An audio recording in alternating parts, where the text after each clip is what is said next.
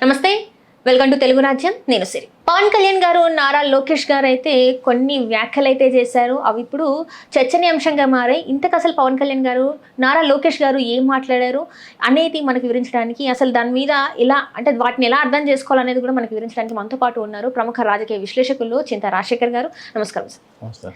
Sir, AP deputy CM Pawan Kalyan గారు, IT minister Nara Lokesh గారు కొన్ని అంటే స్టేజ్లు ఎక్కగానే వాళ్ళకి మైక్ ముందుకు రాగానే వాళ్ళు ఒక లాగా మాట్లాడతారు. అంటే వాళ్ళు మంత్రి పదవిలో ఉన్నదని కూడా మర్చిపోయి ఏం బీక్తారు మీరు అన్నట్టుగా కొన్ని వ్యాఖ్యలు చేయడం జరుగుతుంది. సో వీటిని అసలు ఎట్లా చూడాలి సార్? ఇప్పుడు మీరు అధికారంలో ఉన్నప్పుడే ఏం బీకలేకపోయారు, మేము వస్తే మీరు వచ్చినప్పుడు కదా చేసినప్పుడు కదా అని ఒక మాట అన్నాడు పవన్ కళ్యాణ్. అట్లాగే యోగి ఆదిత్యనాథ్ లాంటి ట్రీట్మెంట్, ఒక పొలిటికల్ డెసిషన్ తీసుకుంటే యోగి ఆదిత్యనాథ్ లాంటి ట్రీట్మెంట్ ఇస్తామంటున్నాడు. యోగి ఆదిత్యనాథ్ ఏం చేస్తాడు?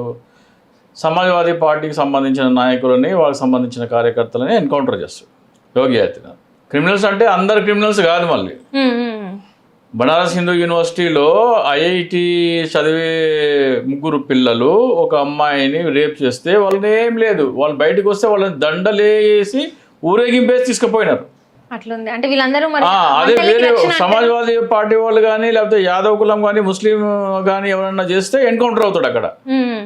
బీజేపీ నాయకులకు చెందిన వాళ్ళు ఏం చేసినా ఇది కాదు. సో యోగి ఆదిత్యనాథ్ అడాప్ట్ చేసే పాలసీ ఏంటంటే విపక్ష ఓటర్లని, విపక్ష నాయకులకు సంబంధించిన వాళ్ళని ఎన్కౌంటర్ చేయటం. ఇప్పుడు ఎన్కౌంటర్ చేస్తే అందరిని ఎన్కౌంటర్ చేస్తే తప్పలేదు. అంటే తప్పు చేసిన వాళ్ళని ఎవరైనా కుల మతాలు నా పార్టీ నీ పార్టీని భేదం లేకుండా ఎన్కౌంటర్ చేస్తే ఓకే. అట్లా కాదు, మన కులం ఏంది, మన మతం ఏంది అది చూసి వాడు ఏ పార్టీ అది చూసి ఎన్కౌంటర్ చేస్తున్నారు. సో ఏమంటే యోగి ఆదిత్యనాథ్ ట్రీట్మెంట్ అంటే వైసీపీగా అనుకూలంగా ఉన్న ఎన్కౌంటర్ చేస్తామని ఇండైరెక్ట్గా మాట్లాడుతున్నాడు పవన్ కళ్యాణ్. అట్లాగే నారా లోకేష్ ఏమన్నారు, 53 రోజులు మా నాన్న జైల్లో పెడితేనే భయపడలేదురా భయ్, రెడ్ బుక్లో 3 పేజీలే అయినాయి, ఏ పేజీ ఎప్పుడు ఓపెన్ చేయాలో నాకు తెలుసు అని లోకేష్ అంటున్నారు. ఎందుకు ఇట్లా మాట్లాడతారు? జగన్మోహన్ రెడ్డి అధికారంలోకి వచ్చి చర్యలు తీసుకునేదాకా కూడా మీకు ఓపిక లేదా?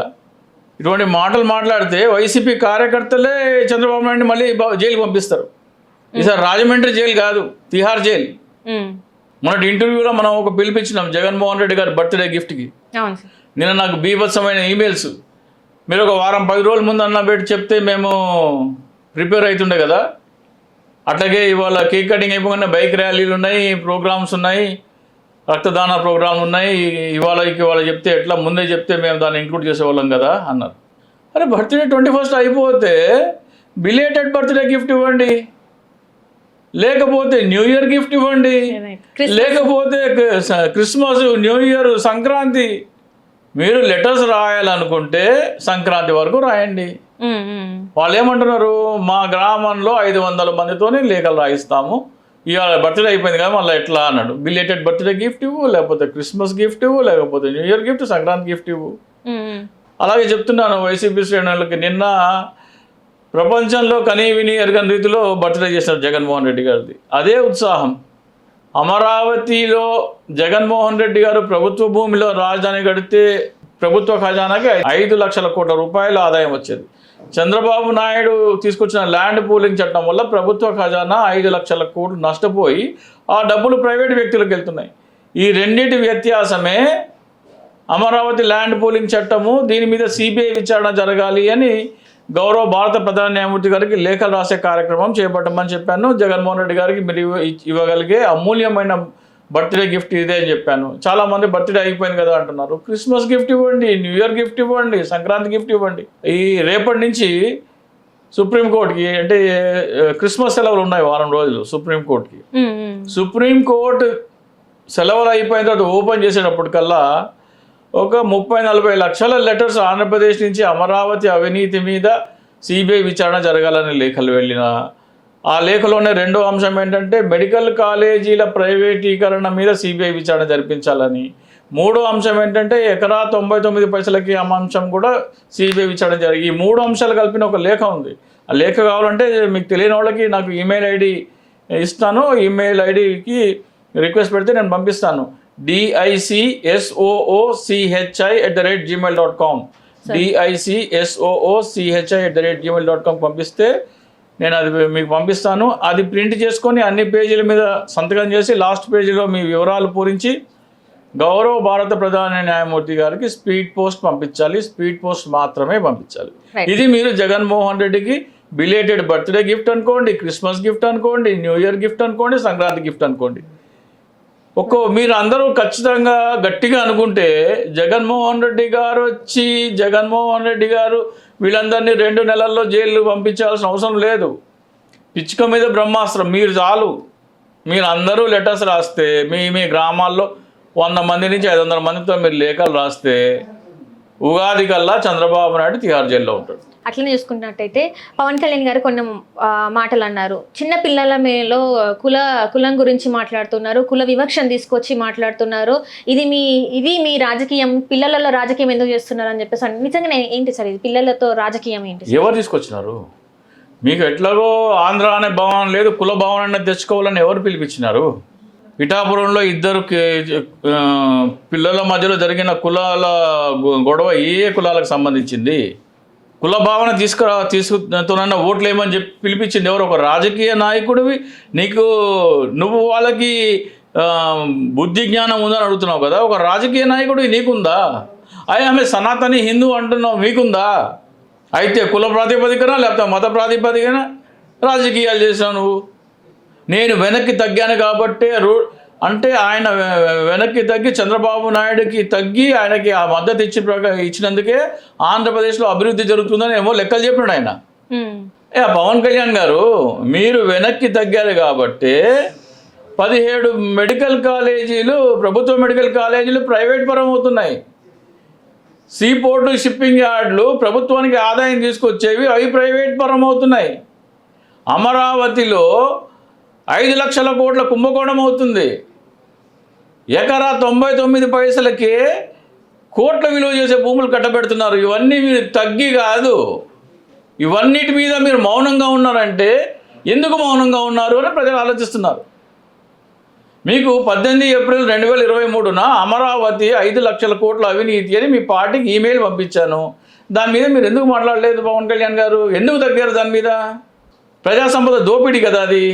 చంద్రబాబు ఇప్పుడు వైసీపీ శ్రేణులు, ఆంధ్రప్రదేశ్ ప్రజలందరూ ఒక్కసారి గట్టిగా తలుచుకుంటే అమరావతి అవినీతి అండ్ ఢిల్లీ లిక్కర్ స్కామ్ ఒకే రకమైన ఆరోపణలు అవి. సరే, ఇప్పుడు మీరు ఏం మాట్లాడుతున్నారంటే లిక్కర్ స్కామ్ ఉన్న ఇక్కడ ల్యాండ్ పూలింగ్ది ఒకటే అన్నట్టు మాట్లాడుతున్నారు. అది ఎట్లా సాధ్యం అవుతుంది సార్? ఇప్పుడు అదేమో లిక్కర్, ఇదేమో ల్యాండ్, 2 వేరు అంశాలైనా కానీ నేరం ఒకటే.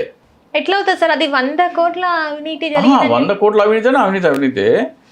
ఇక్కడ విషయం ఏంటంటే అరవింద్ కేజ్రీవాల్ ఏం చేశాడంటే ఒక చట్టం ఉండే ఆల్రెడీ లిక్కర్ స్కామ్ అని, ఆ చట్టాన్ని తీసేసి కొత్త చట్టం తీసుకొచ్చాడు.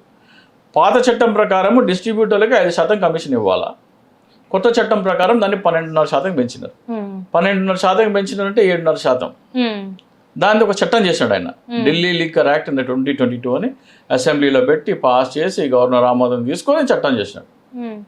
కానీ సిబిఐ కేసు ఏం చెప్పిందంటే నువ్వు చట్టం చేసినావు, చట్ట ప్రకారమే చేస్తున్నావు, ఏం చేసినావు, కానీ చట్టం చేసేయడానికి వెనకాల ఉన్న ఉద్దేశం అవినీతి. ఆ 7.5% ప్రభుత్వ ఖజానా నుంచి కదా నువ్వు ఇచ్చేది. ఖజానా నష్టపోతుంది, లాభపడేది ఎవరు?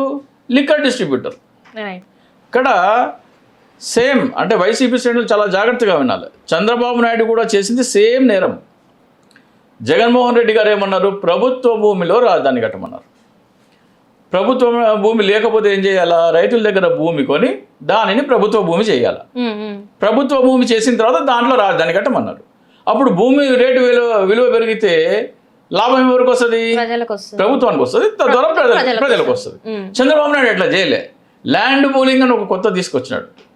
ల్యాండ్ పూలింగ్ అని తీసుకొచ్చి ఆ ల్యాండ్ పూలింగ్ ద్వారా భూమి ఇచ్చిన వాళ్ళకి లాభం, ప్రభుత్వ ఖజానాకి రావాల్సిన లాభం భూమి ఇచ్చిన వాళ్ళకి ఇస్తున్నాడు. అట్లా అని భూములు ఎవరు తక్కువ రేటుకి ఆల్రెడీ వీళ్ళు కొనేసినారు, బడబాబులు కొనేసినారు. ఇప్పుడు ఎకరం, పావు ఎకరం, అరెకరం ఉన్నోళ్ళు ఉంటారు కదా, వాళ్ళ దగ్గర అంతా వీళ్ళు కొనేసినారు. ఆ భూమి ల్యాండ్ పూలింగ్ ఇచ్చి పయ్యావుల కేశవ్ ఏం చేసినాడు? Best example. వైసీపీ శ్రేణులు జాగ్రత్తగా వినాలి. మీరు ప్రతి గ్రామంలో శిబిరాలు నిర్వహించి అమరావతి అవినీతి మీద సిబిఐ విచారణ చేపట్టాలి అని మీరు లెటర్స్ రాసేటప్పుడు ప్రజలకి ఈజీగా అర్థమయ్యేందుకు ఈ ఉదాహరణ చెప్పండి. పయ్యావుల కేశవ్ అమరావతిలో 8 లక్షలకి 1 ఎకరం చొప్పున భూమి కొన్నాడు. 2.6 ఎకరాలు 3 ఎకరాలు కొన్నాడు ఆయన. ఆ భూమి కొని ప్రభుత్వానికి ఇచ్చాడు ల్యాండ్ పూలింగ్కి. ప్రభుత్వం అతనికి ప్లాట్లు ఇచ్చింది. ఆ ఇచ్చిన ప్లాట్ల విలువ చంద్రబాబు నాయుడు లెక్క ప్రకారము ఎకరానికి 14,70,00,000. ఇది నేను చెప్పిన లెక్క కాదు, చంద్రబాబు నాయుడు చెప్పిన లెక్క ప్రకారం. సో 14,70,00,000 అంటే ఆయన 8 లక్షలు రైతుకి ఇచ్చాడు. 14,70,00,000 8 తీసేస్తే 14,62,00,000 పయ్యావుల కేశవ్ లాభం ఎకరం మీద, 1 ఎకరం మీద. 2.6 ఎకరాలు అంటే ఎంత లాభం పొందినో చూస్తున్నాడు. పయ్యావుల కేశవ్ లాంటి వాళ్ళు వేల మంది ఉన్నారు. అదే జగన్మోహన్ రెడ్డి గారు చెప్పిన ప్రభుత్వ భూమిలో రాజధాని కట్టాలనేది చేసింటే ఏమైందంటే రైతుకి ఎకరాకి 20 లక్షలు ఇచ్చేది. ఎవరికి? రైతుకి వీళ్ళు ఎంత ఇచ్చినారు? 8 లక్షలు ఇచ్చినారు కదా. 20 లక్షలు ఇస్తే పాపం రైతుకి 12 లక్షలు ఎక్స్ట్రా వచ్చాయి. 20 లక్షలు రైతుకు పోను 14,70,00,000లో 20 తీసేస్తే 14,500 కోట్లు ప్రభుత్వానికి ఆదాయం వచ్చేది. సో చంద్రబాబు నాయుడు తీసుకొచ్చిన చట్టం వలన అటు భూమి అమ్ముకున్న రైతు లాభపడలేదు, ప్రభుత్వము అంటే ప్రజలు లాభపడలేదు, పయ్యావుల కేశవ్ లాంటి వాళ్ళు లాభపడ్డారు. మరి ఇదంతా మరి కనిపిస్తలేదు ఎవరికి అక్కడ ఉన్న వాళ్ళకి. ఇప్పుడు అంతే లోకేష్ గారు మాట్లాడారు కదా, లోకేష్ గారు మాట్లాడారు. అదే రెడ్ బుక్ తీయాల్సిన అవసరం లేదు లోకేష్ గారు.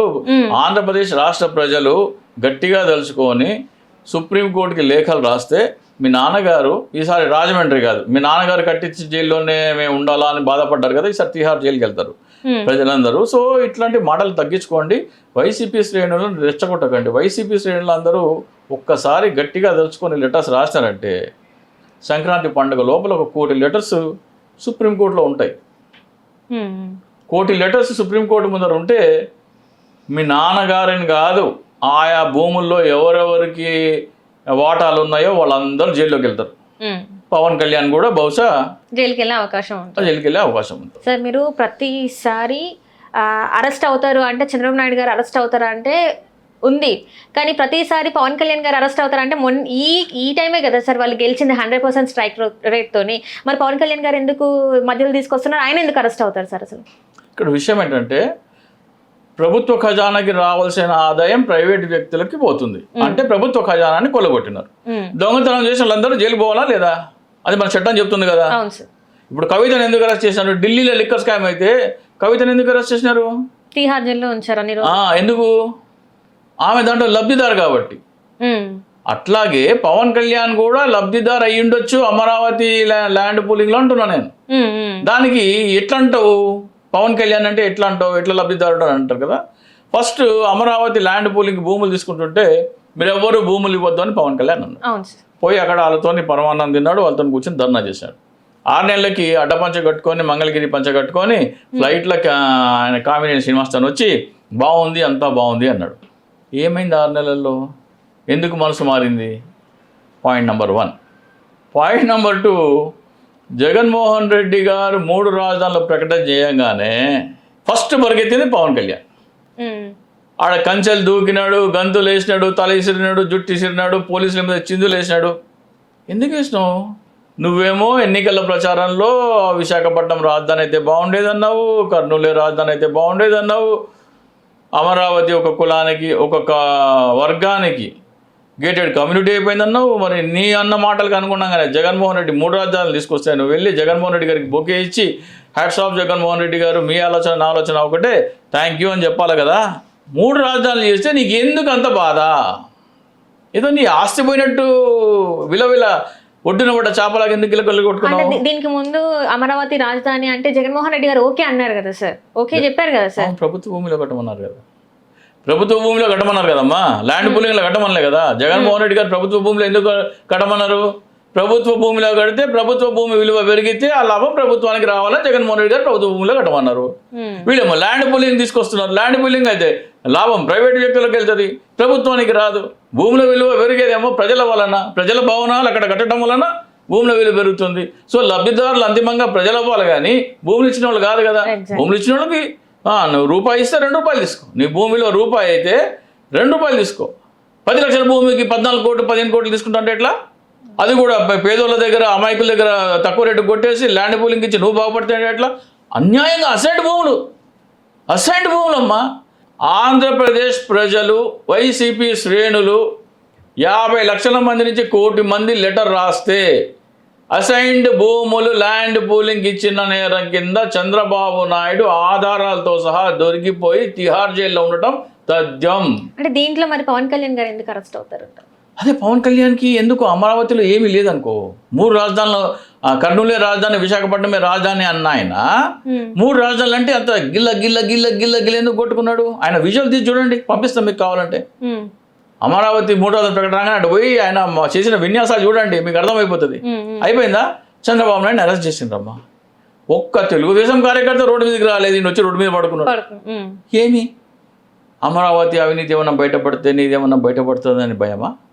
ఎందుకు రోడ్డు మీద పడుకున్నావు? బీజేపీతో పొత్తు ఎందుకు పెట్టుకున్నావు? అమరావతి 3 రాజధానుల ప్రకటన రాగానే బీజేపీకి వరకెత్తినాడు 3 పొత్తు అని. అప్పటిదాకానేమో లడంగి అన్నావు, ఎప్పుడేమో పోయి పొత్తు పెట్టుకున్నావు. సో ఏముంది అమరావతిలో అంత విలవిల్లాడుతున్నావు అనేది అవన్నీ ఆధారంగా పవన్ కళ్యాణ్ భూములు కూడా ఏమన్నా ఉన్నాయా బినామీల పేరు మీద అనేది అనుమానం.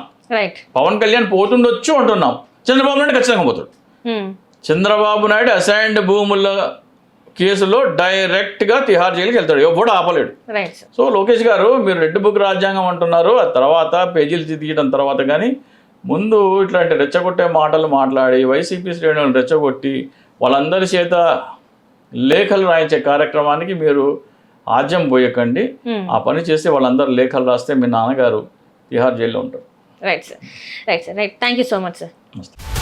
హలో, తెలుగు రాజ్యం ఛానల్ చూస్తున్నారా? సామాజిక, రాజకీయ, జీవన చిత్రణే తెలుగు రాజ్యం.